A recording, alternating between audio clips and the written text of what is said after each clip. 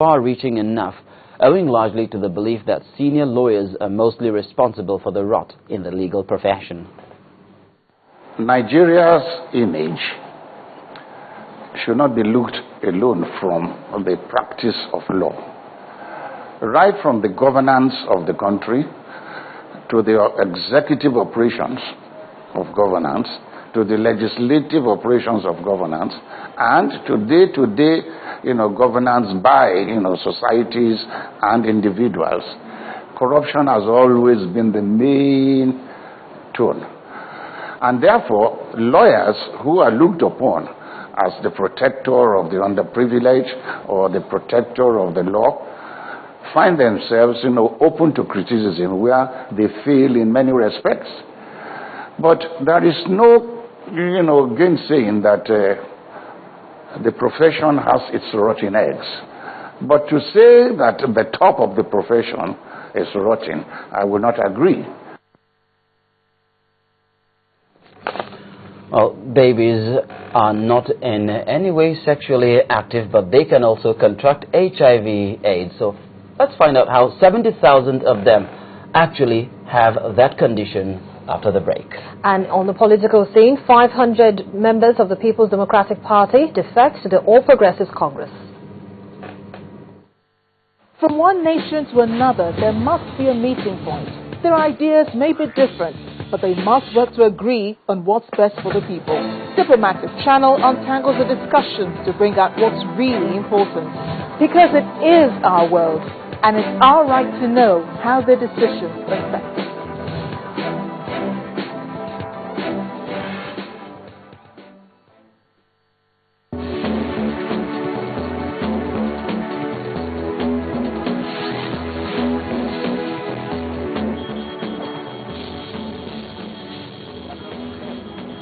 Welcome back. All our top stories and other programs can be found on our website, channelstv.com, and on youtube.com/channelsweb. You can log on to m.channelstv.com to view us live on an iPad, iPhone or BlackBerry. And do remember, you can also download the Channels TV app for Android and Nokia 920 devices from their respective stores. The National Agency for the Control of AIDS, NACA, has disclosed that 70,000 infants in Nigeria are infected with HIV/AIDS through mother-to-child transmission annually.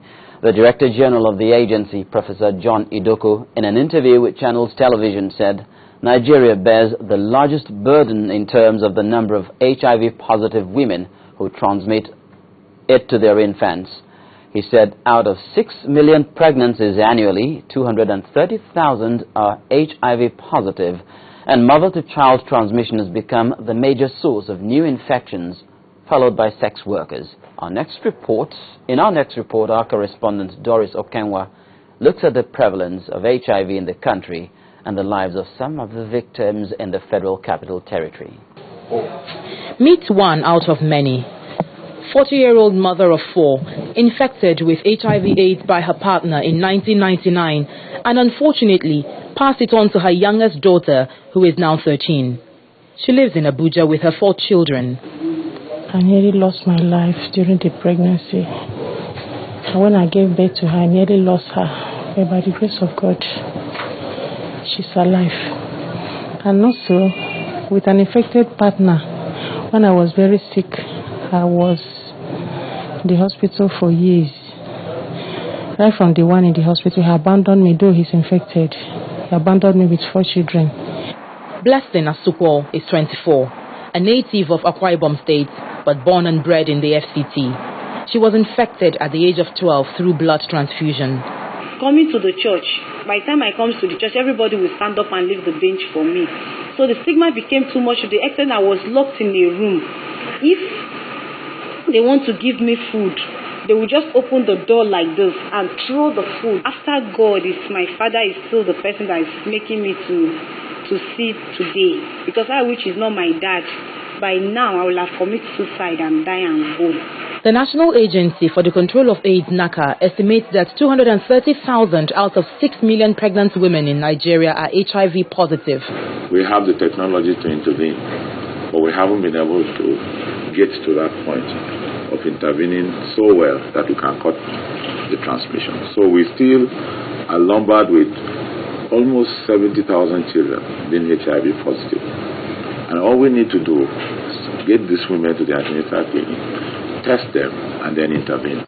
On the prevalence rate of the disease, geographical statistics from the agency places the Federal Capital Territory among the first 5. Benue State tops the chart, followed closely by Akwa Ibom, Bayelsa and Anambra, while states like Kebbi, Ekiti, Jigawa and Katsina have very low prevalence rates. Generally, in a summary, there is a decline, but we have experienced some states that haven't, seen that decline, and we're trying to do something about them. There are very few states putting in funds to ensure that, they can fight, HIV. I expected by now that a lot of universities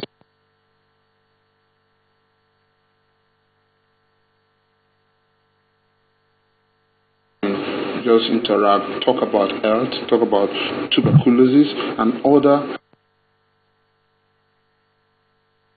Also, in attempting to reduce or halt new infections and prevalence rates of HIV/AIDS, educating sex workers must be a target.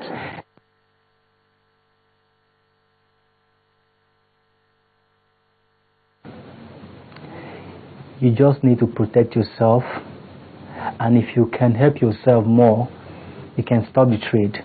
At the peak of the HIV boom, as experts call it, between 2000 and 2006, funding was not an issue, with foreign donors rolling in the goodies. But the United States, Nigeria's major federal government to brace up and pick the bills by up to 50% in 2015. All this time, most of the last few years, that we jumped from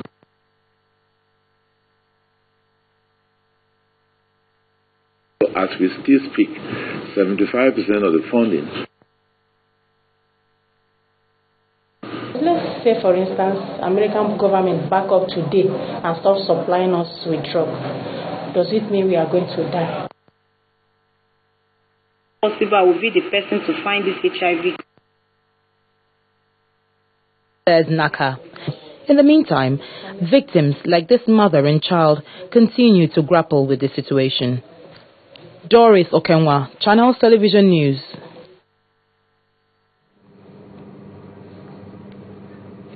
Remember Damlola Taylor, the 10-year-old Nigerian boy killed in London in 2000? Well, justice seems far-fetched in the case as one of his killers is being freed for the 4th time. Ricky Preddy has been released 3 times since 2010, but on each occasion he breached parole and was returned to jail. Now, jail chiefs will be forced to free him when the 8-year sentence issued him and his brother Danny for stabbing Damlola expires within days. A spokesman for Damlola's father has called for a public inquiry into how the justice system has spent an estimated £22 million on the Preddy case. In 2000, Damlola was stabbed with a broken bottle as he walked home from a library in Peckham, southeast London. Back here in the country, 9 South-South and Southeast governors of the ruling party in Asaba have agreed to work together to ensure economic and political integration in the region.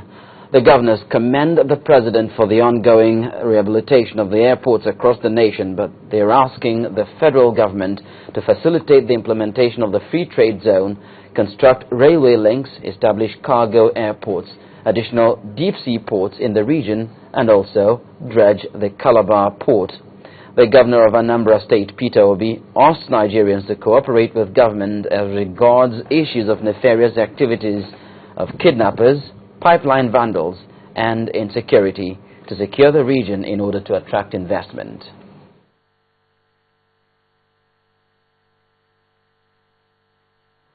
Still to come on News Track, we'll take a look at some business stories. 261 billion naira worth of treasury bills is expected to mature at the money market this week. And on sports news, the president of the Nigerian Football Federation has revealed that the body will be partnering the Lagos Junior League in the development of grassroots football. Please join us again for details.